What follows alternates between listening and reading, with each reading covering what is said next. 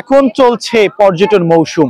November থেকে চলা March পর্যন্ত এই 5টি মাস সারা দেশের পর্যটন স্পটগুলো থাকে পর্যটকে মুখর।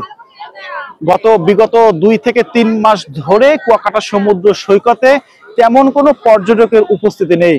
আজ সাপ্তাহিক ছুটি হিসাবে যে পরিমাণে পর্যটকদের উপস্থিতি বা আনাগোনা থাকার কথা ছিল, কিন্তু সেখানেও ভাটা পড়েছে। তবে এই সকল ভাটার পিছনে দেশের নানান অস্থিরতা, নানান কিছুই উপর ডিপেন্ড করছে বলে মনে করছেন কুয়াকাটার পর্যটন নির্ভর ব্যবসায়ীরা।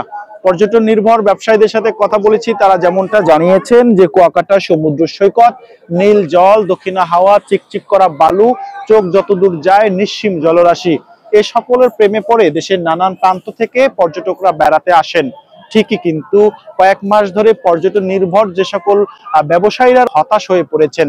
তারা ভাবছেন যে ডিসেম্বর মাস চলছে, এই ডিসেম্বর মাসে যে পরিমাণে পর্যটকদের আনাগোনা বা উপস্থিতি থাকার কথা ছিল, সেখানে কিন্তু যথেষ্ট পরিমাণে ভাটা লেগেছে। তবে তারা এখানকার যে রাজনৈতিক অস্থিরতা বা অন্যান্য বিষয়কে তারা টানেনি, তারা টেনেছেন এখন সারা দেশের স্কুল, বিশ্ববিদ্যালয়, মাদ্রাসা শিক্ষার্থীদের চলছে পরীক্ষা এবং অফিস ক্লোজিং এর বিষয় রয়েছে, যার কারণে কিন্তু মানুষজন অপেক্ষা করছেন ডিসেম্বরের 15 তারিখ নাগাদ আসলে দেশের নানান প্রান্ত থেকে যে পর্যটন স্পটগুলো রয়েছে সেই স্পটে পর্যটকদের উপস্থিতি বাড়বে।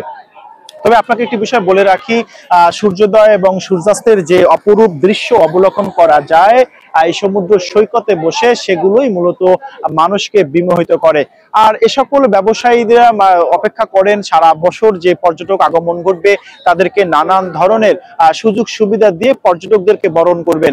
এবং আমি কথা বলেছিলাম কুয়াকাটার পর্যটন যারাদের নিরাপত্তার প্রহর বলয় গড়ে তোলেন সে সকল টুরিস্ট পুলিশদের সাথে। তারা যেমনটা জানিয়েছেন যে কুয়াকাটায় আগত পর্যটকদেরকে নিরাপত্তা প্রদান করার জন্য তারা সদস্য এবং সদাচল দায়িত্ব রয়েছেন।